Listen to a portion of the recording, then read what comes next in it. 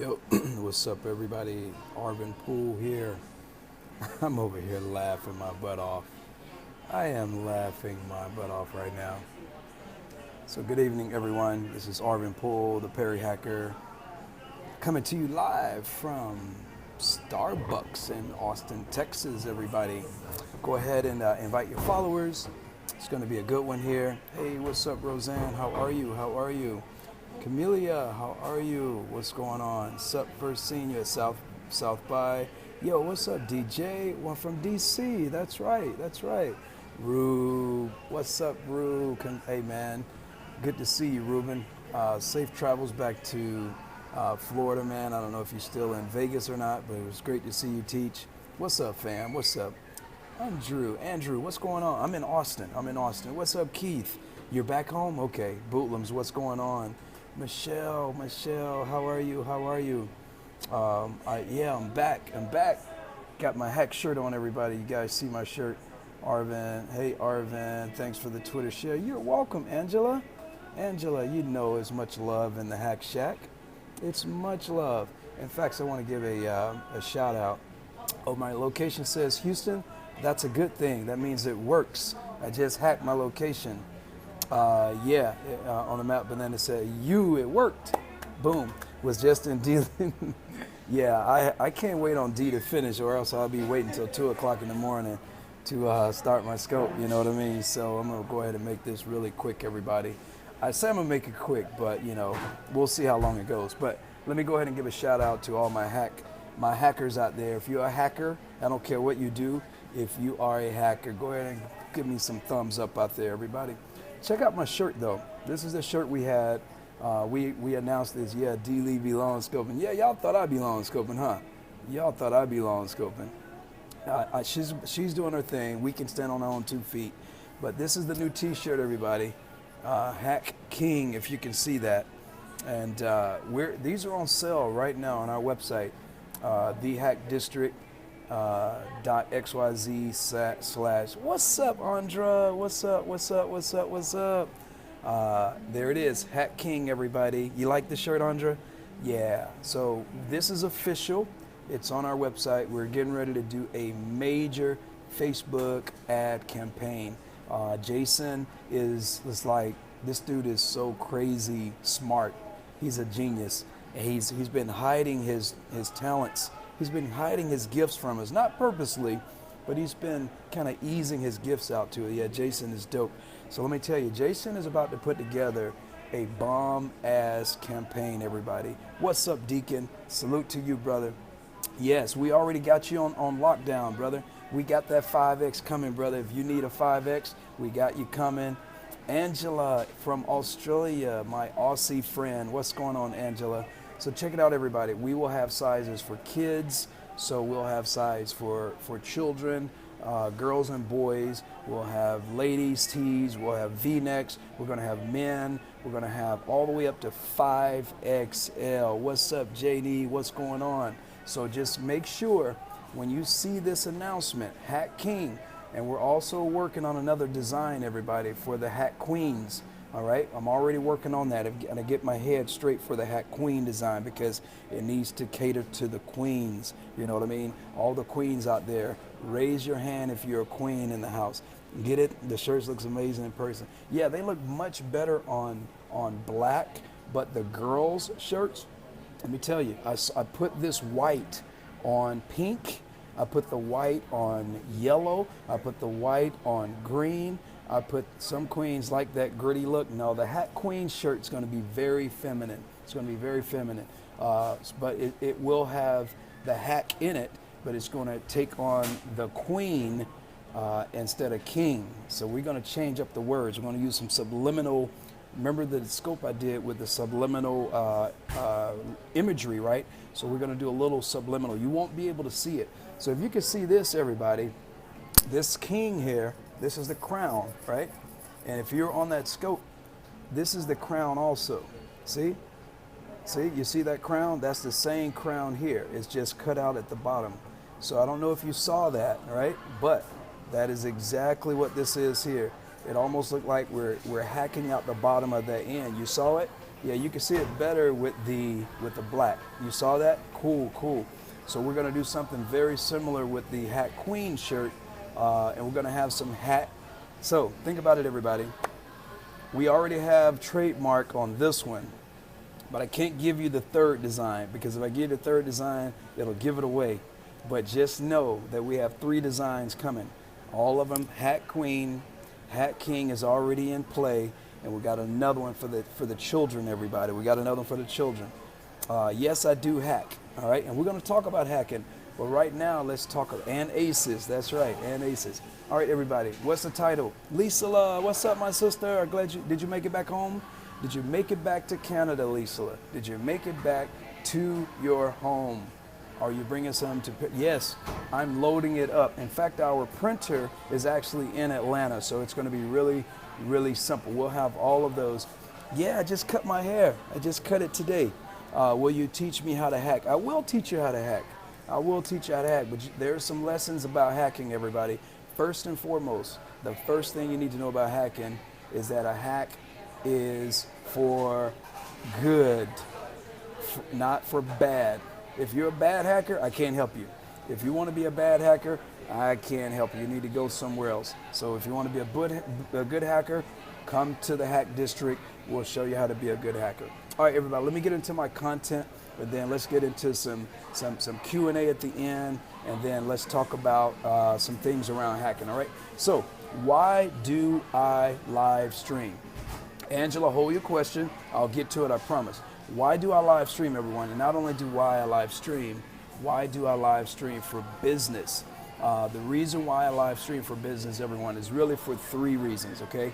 For 3 reasons. For business now, this is not for pleasure, but for business. There's a big difference, all right? A huge difference. A lot of it, kind of ties in, but I want to talk about those who are in business. If you're in business, you should be in business for making money. All right, and so there's some rules of engagement on Periscope when it comes to business, and it's really important to understand some of these unspoken rules. All right, but let me tell you first why I live scope. Okay, the very first one, everyone, as a product developer and a product designer for 20 years in corporate America. Let me just give you some background. I don't have to validate myself, but I think it's important for those who know me that don't know me understand my background. My background is actually in electrical engineering. I have an electrical engineering degree from the University of Alabama, and it took me a little time to get there. I wasn't an A student the first time around, but after my mom took my money away from me, it's like, look here, boy, I'm not spending another dime on your classes. If you out there fratting it up with your frat brothers and you're not paying attention in your 8 o'clock class and you're coming home with these C's and D's, guess what? Your butt's coming to Montgomery. I didn't want to go back home. I did not want to go back home. So anyway, everyone, bottom line, I had to get my act together.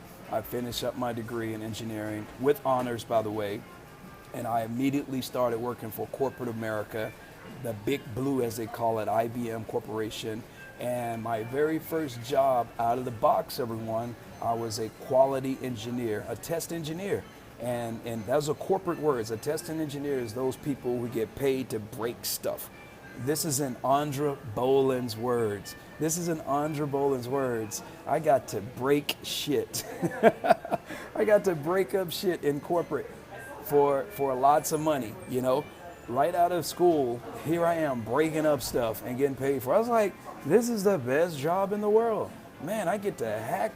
I didn't even know it was called hacking back then. It was called something else. So anyway, everybody, I did that for 4 or 5 years.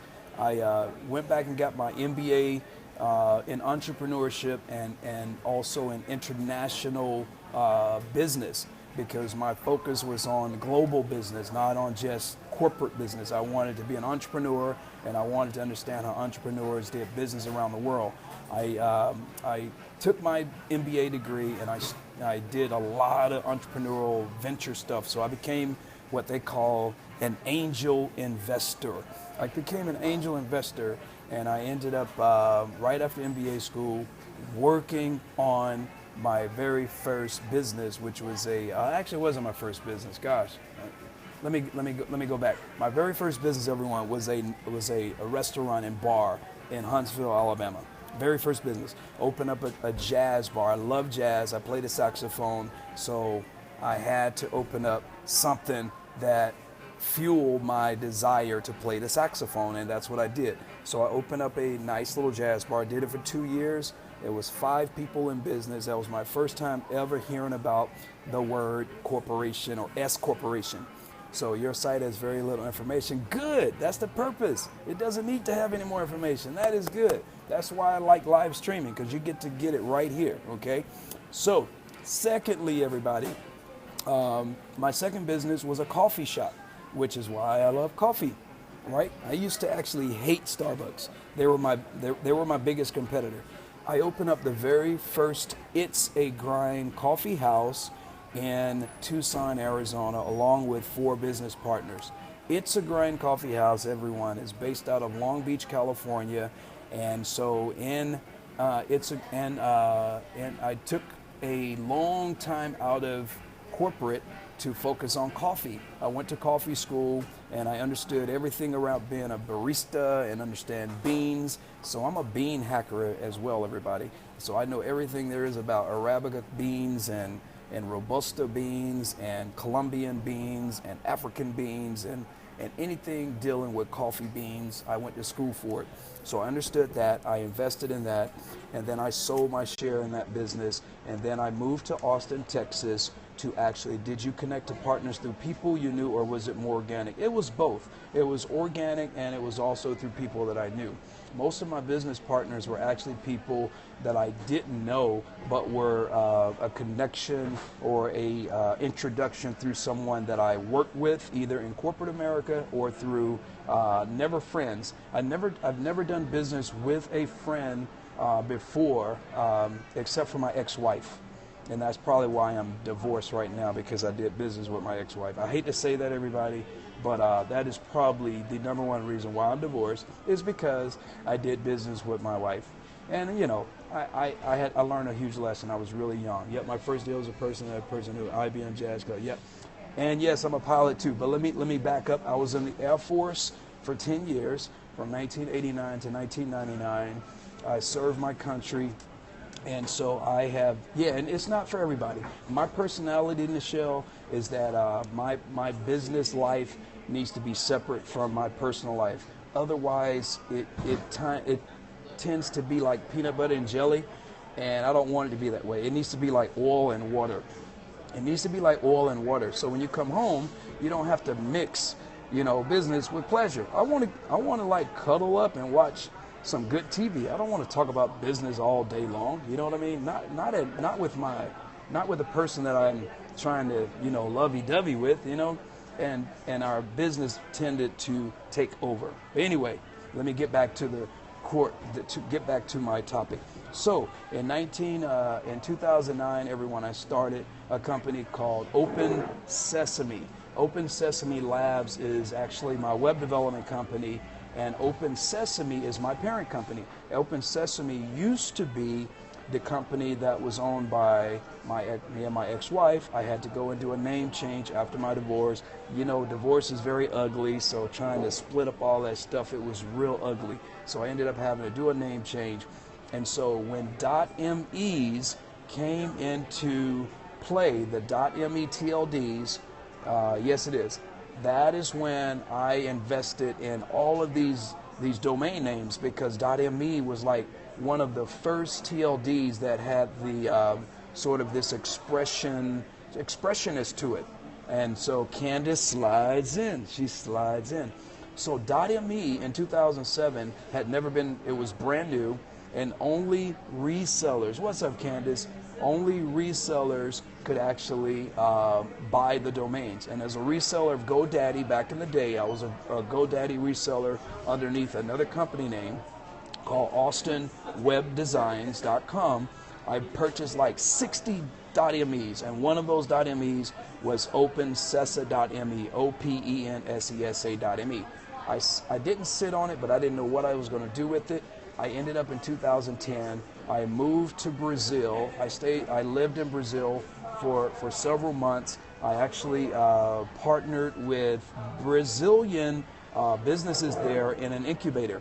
And so I was there for the first 2 months not knowing what the hell I was supposed to do there. And then it just clicked. You know, my job was to work with businesses in rural areas that didn't have access to technology. And so I ended up building this virtual business incubator for third world countries, and Brazil was my first test bed. So that failed. That didn't work. That one didn't work because VCs do not fund, you know, they fund service businesses, but it couldn't scale. It couldn't scale. So, but it was a great experience to go and do work over in another country, not speak a lick of Portuguese. I learned 2 words, and they were not words that you want to know. They were words that the street knew, right? They were not words that most people knew about unless you were from Brazil. So anyway, everyone, I did that stint.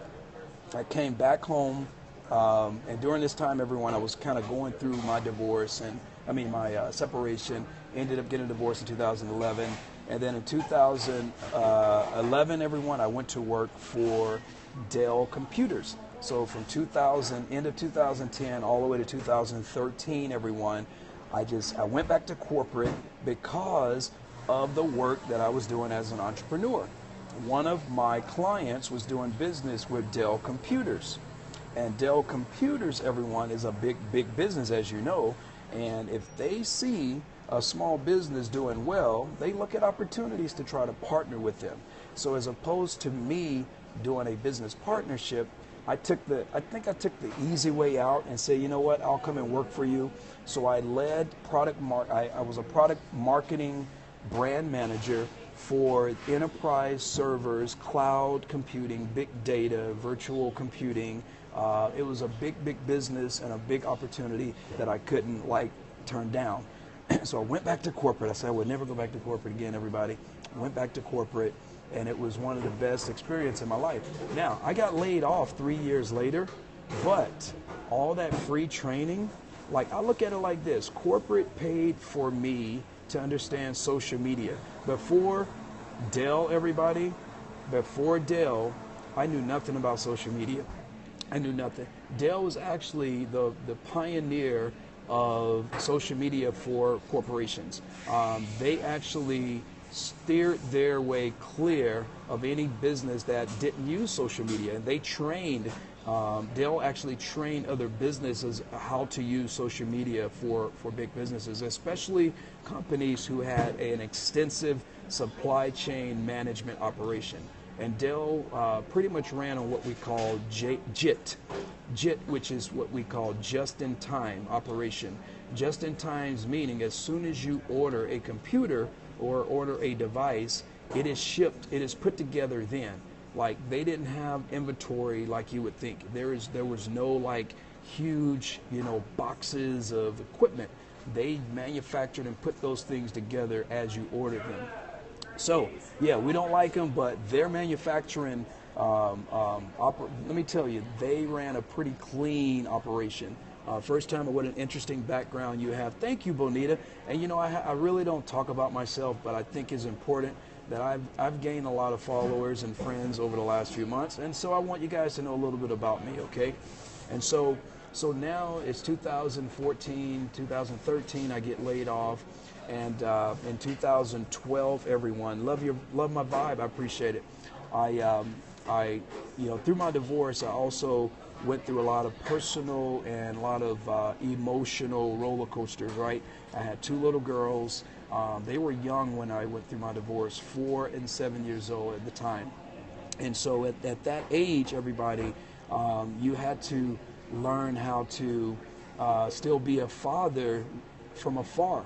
And I wasn't used to that, so I had to, normal day life. And so through my experiences, I talked with a lot of dads who had gone through the same situation that I had gone through, and even worse. And then I became very passionate about helping fathers who were less fortunate than me. I was good, you know, I had financial backing, I had, you know, enough savings, but a lot of dads, you know, who go through a divorce, typically, you know, they're not the primary caretaker, and many times they use that as a crutch sometimes to make excuses. And I never wanted to be that dad to make an excuse for taking care of my children when it's my responsibility. It's not a bonus, you know, it's not something that, you know, we should get a pat on the back. It's something that we should supposed to do. And so what I did, everyone, I started right here in Austin in 2012 on a paper napkin, a nonprofit organization called Day with Daddy. And Day with Daddy right now, after 3 years of sweat, blood, and tears, and I mean blood, because I had to do some fighting for this damn organization, but I almost lost it. I almost lost Day with Daddy, but I got it. It's, you know, Day with Daddy is now my baby. I have a board, I have a 501c3, and we are doing major things that I really don't talk about on Scope, but I need to. I need to start talking about my mission, because this is really why I live stream.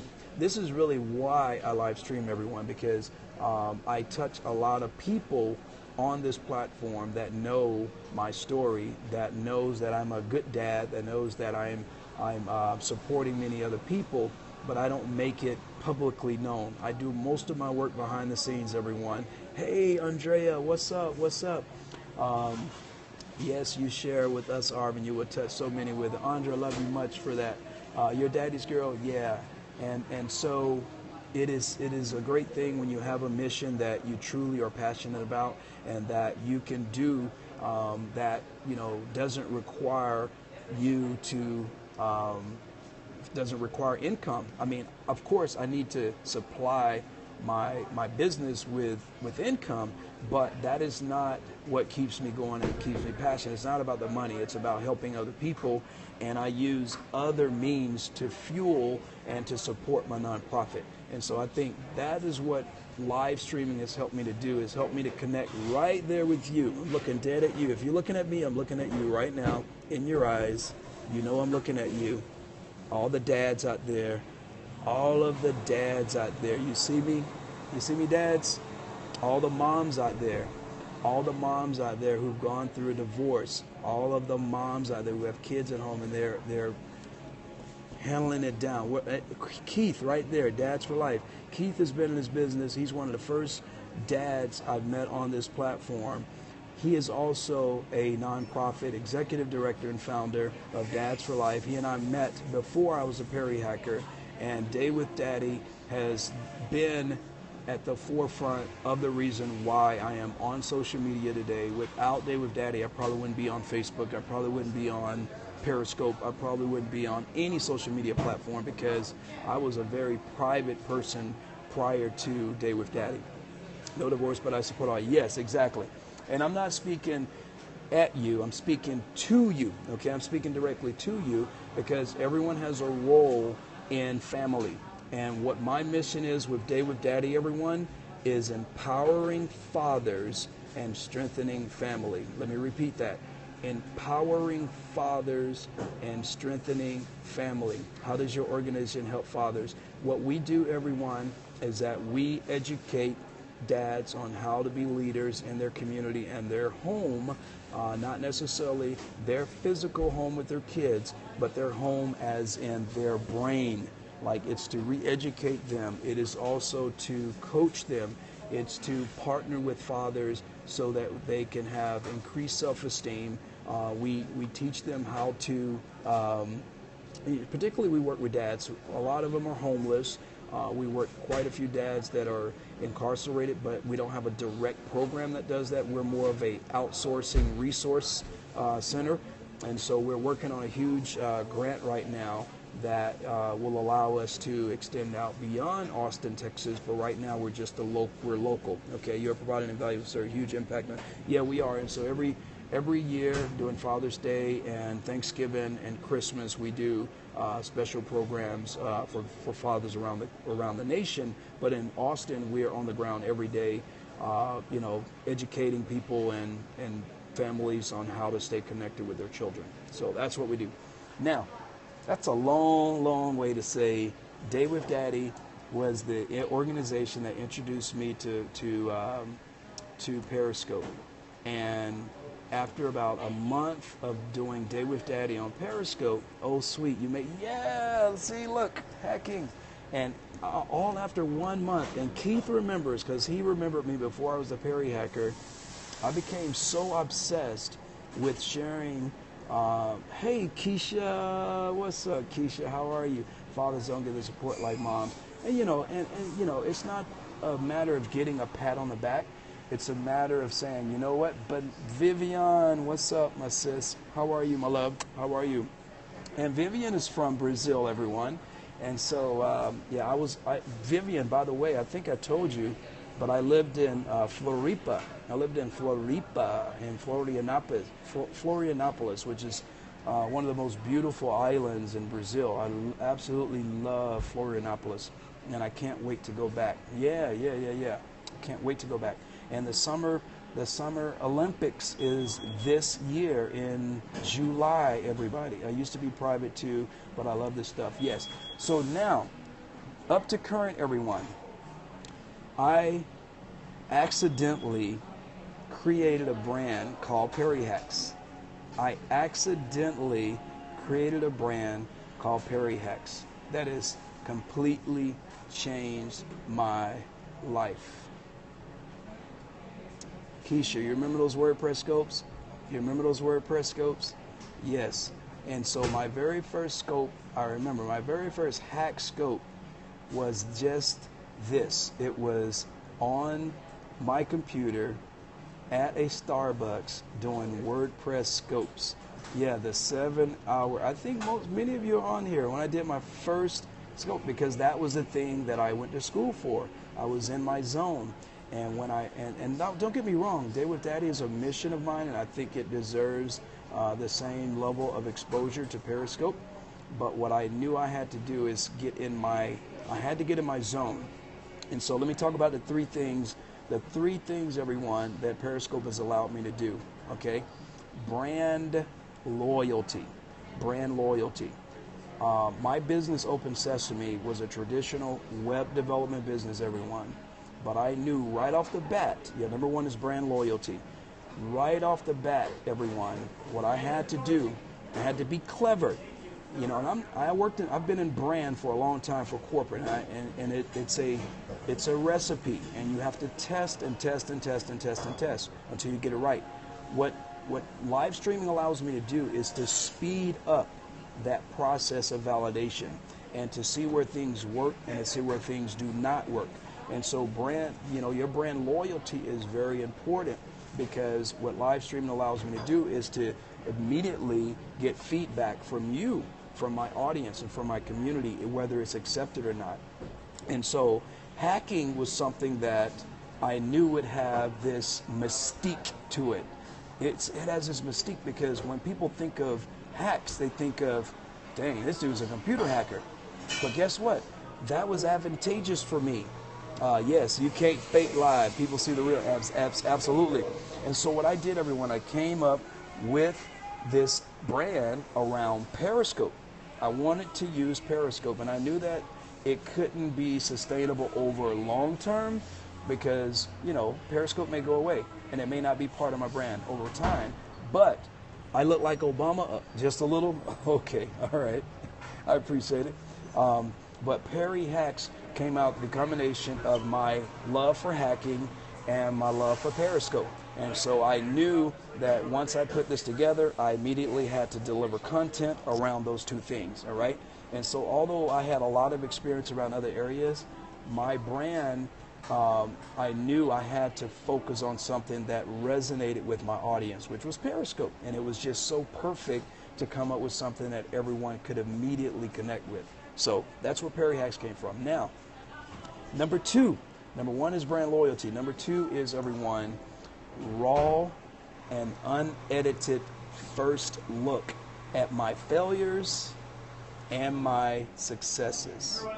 Let me repeat that. Number two, my raw and unedited first look at my failures and my successes. I can't tell you how many times I have launched something and forgot something. Like seriously, like there is no way I would come out with a launch plan as I do on Periscope, what I would do in corporate America. Do you rewatch all of your scopes? I rewatch most of my scopes, especially content scopes. And what I'm looking for is not me. I'm looking for the interaction. I'm looking for the questions. I'm looking for the people who engaged. I'm looking for the people who have, who may have injected something after I made a comment or a statement or a question that I missed, right?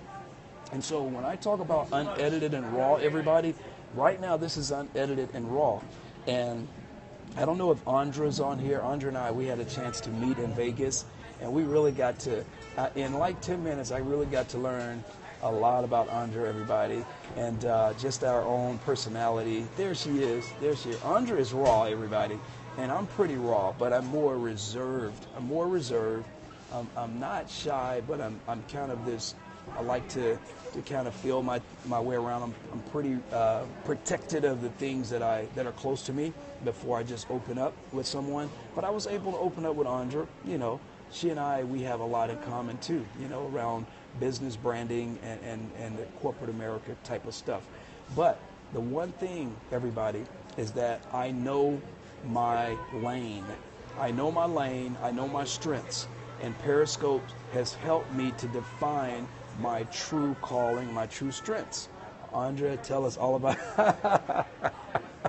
Don't do that, Andra. Shh. We did tarot. What is it called? Tarot cards? Tarot cards? I can't even say it. Tarot cards.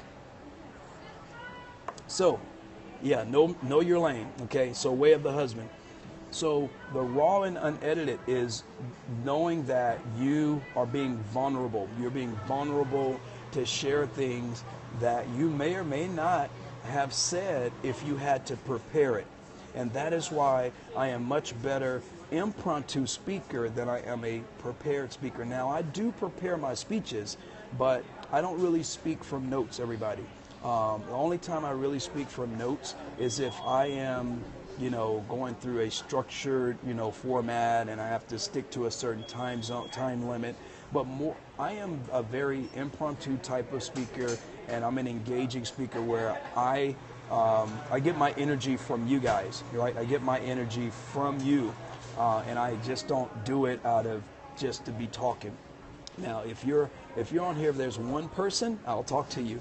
Trust me, I'll talk to you if there's one person.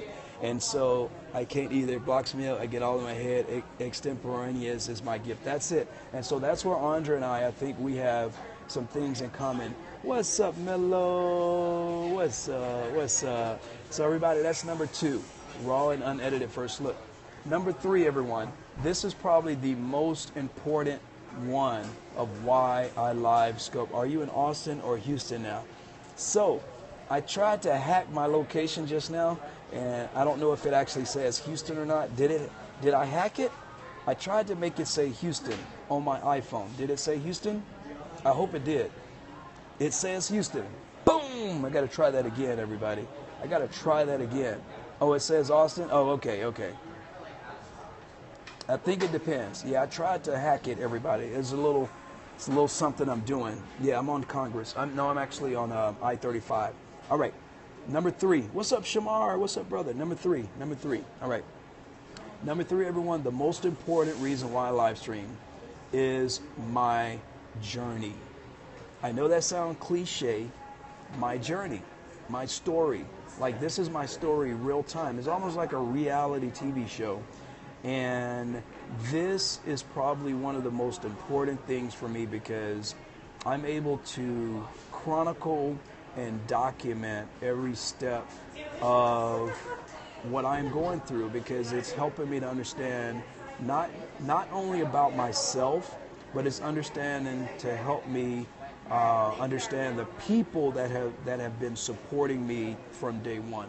And I meant this when I said this on Twitter. I think it was on Twitter or Facebook. Yeah, it was on Facebook. For the last 7 months, everybody, for the last 7 months, I have made some major connections on this platform, but I have made, more importantly, some best friends. And don't be mean and tap that screen. Michelle, what's up? Perry Union was a prime example of that. I spent 9 days traveling, and I can tell you that I met more people that I consider like super important in my life right now, and I know they're going to be lifelong friends. Are people looking at you strange? No, they're not looking at me strange. You mean inside Starbucks or somewhere else? We must not be afraid to step out. Yeah. And so everybody, my even before that, I had the opportunity to meet a lot of people at South by Southwest. But when I got on the road to LA, going to Summit Live, meeting a lot of people who had been supporting me and my platform for 7 months. Frank, is Trump voting for Arvin? I don't know. I'm missing something. We missed you on Saturday night, Arvin. Yes, I was at home on Saturday night. Yeah, I was at home trying to get ready for Easter.